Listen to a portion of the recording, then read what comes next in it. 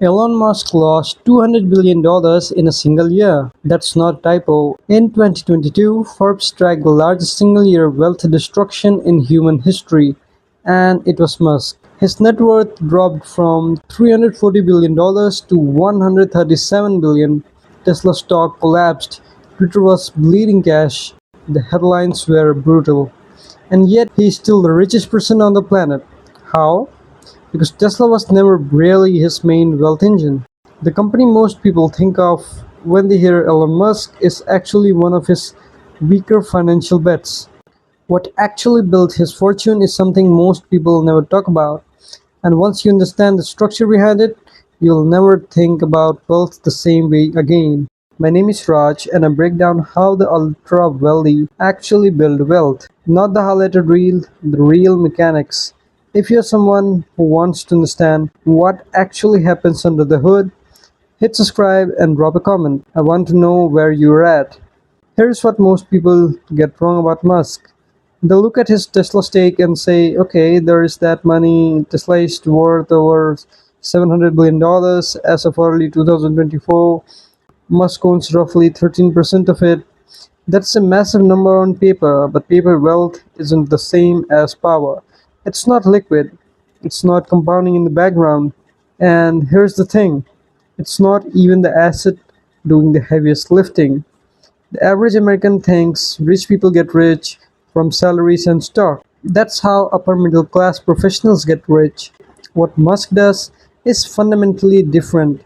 He operates inside a structure where his companies fund each other, where government contracts create guaranteed revenue, and where the equity he holds in private companies does not appear in any stock screener. According to a 2023 analysis by the Investopedia research team, Musk's stated salary from Tesla for years was $1, not a million, $1. And yet his net worth climbed into the hundreds of billions.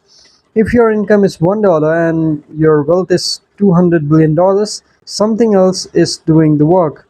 Understanding what that something else is, that's why this video is about. Because the same structural logic scaled way down is available to anyone who understands it. SpaceX is private. That's the first thing you need to understand. And it's not small detail because SpaceX is not publicly traded. Its financials does not have to be disclosed the way Tesla's do. That means most people completely ignore it when thinks about Musk's wealth. That is a massive mistake. SpaceX was valued at $180 billion in its most recent funding round of late 2023. Musk owns approximately 42% of the company. Let me show you the map. 42% of $180 billion is $75.6 billion in SpaceX equity alone. That's before a single dollar of revenue is counted. But here is the kicker, SpaceX generates real revenue. According to Morgan Stanley analyst Adam Jonas, SpaceX revenue hit an estimated of $9 billion in 2023.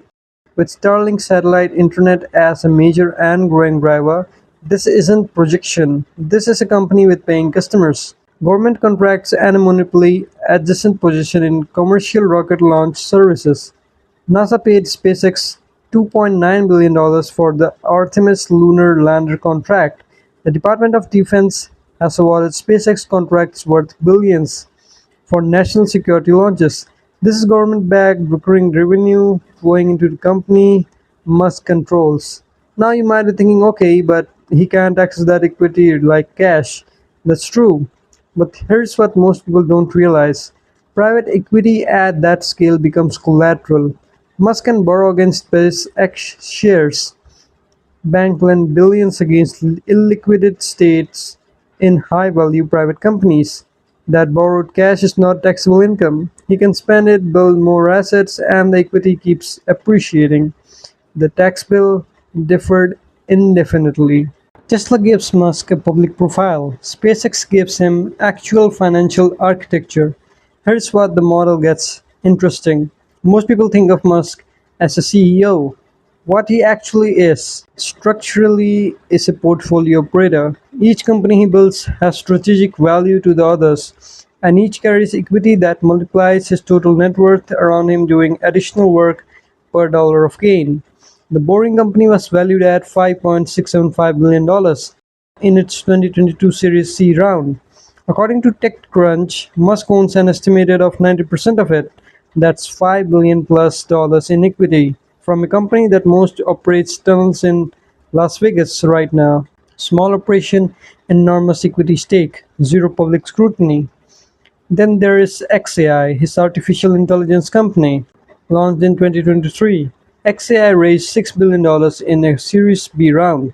In 2024, at a $24 billion valuation reported by the Financial Times, Musk's stake estimated at over 50%. So that's another 20 billion in private equity added to the portfolio in less than 2 years of operation. Look at the pattern. Every new company Musk launches does not dilute his wealth, it compounds it. He takes an idea, raises institutional money, retains money control, and holds private equity that grows outside the public market's volatility. This is where most people's mental mode of wealth break down. They think wealth equals salary plus stock appreciation. What Musk is doing is equity accumulation across multiple private entities simultaneously. While using the public company Tesla as the creditability anchor, this makes all of it possible. Here's what that means for you. The concept of does not have all your eggs in one basket is usually about diversifying investments. What Musk actually does is diversify equity creation. He does not invest in other people's company. He builds equity in his own repeatedly. That's a different game entirely. When Musk paid $44 billion for Twitter in 2022, financial analysts were brutal. Here's the thing, a lot of it genuinely was bad. Twitter's ad revenue dropped roughly 50% in the year after acquisition. According to the New York Times, Musk himself admitted the deal was overpaid. So why does it belong in a video about how he actually makes money? Because Musk didn't buy Twitter for Twitter's revenue, he bought it for X, the everything app, concept modeled after China's WeChat. Payments, commerce, identity, social, all integrated. If X becomes even 10% of what WeChat is in China, the valuation drops what he paid. Here's the math on WeChat. As of 2023, WeChat has 1.3 billion monthly active users, and its parent company Tencent attributes over 80 billion in annual revenue to the ecosystem. Per Tencent's annual report, Twitter/X has 350 to 400 million users and is pre-monetization on most of the verticals Musk wants to build. The short-term loss is real, the long-term bet is on infrastructure, owning the distribution layer where money, identity, and communication coverage. If that plays out, the $44 billion looks cheap. Now you might be thinking this is a massive gamble, and you're right. But Musk is playing with equity, not cash flow. He's not worried about $44 billion the way a person with a mortgage worries about their savings.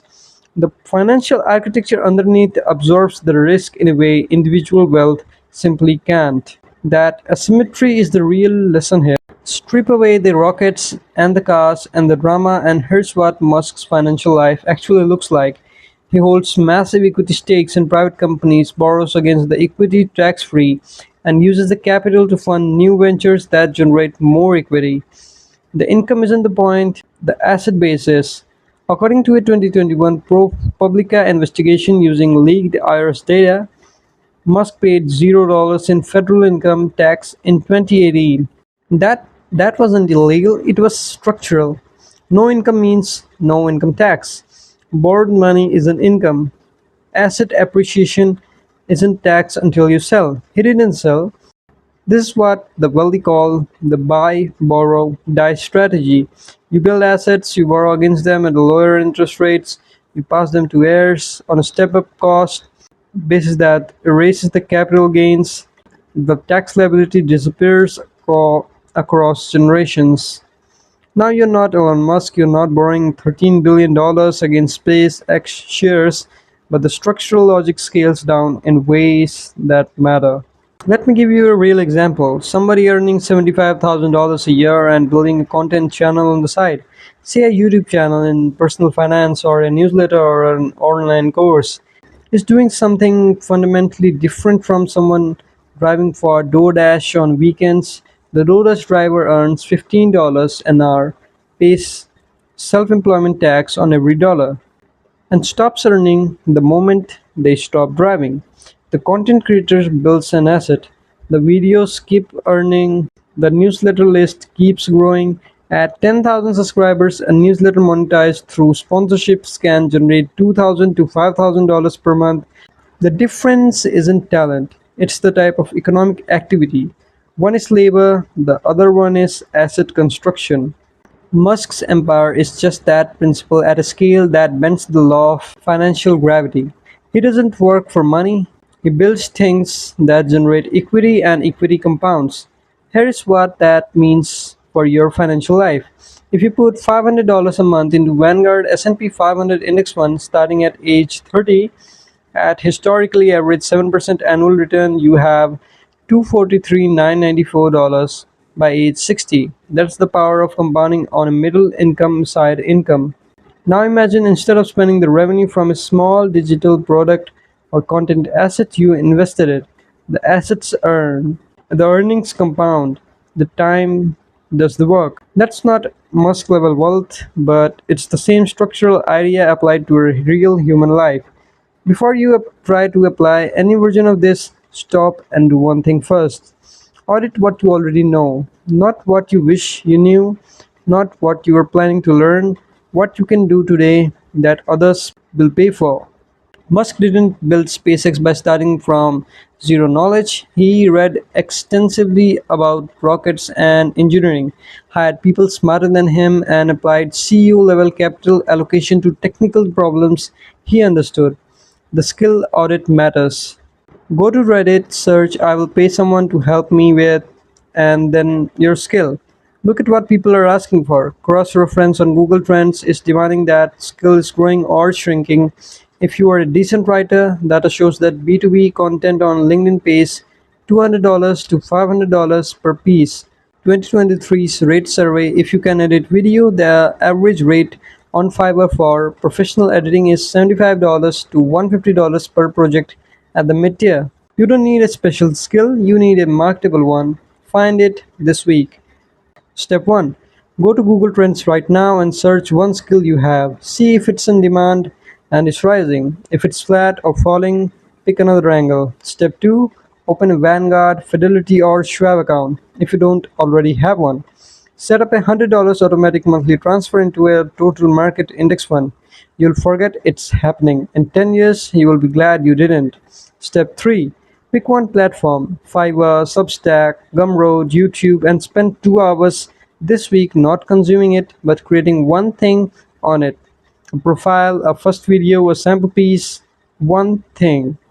The Musk lesson isn't a billionaire. It's stop trading time for dollars and start building assets.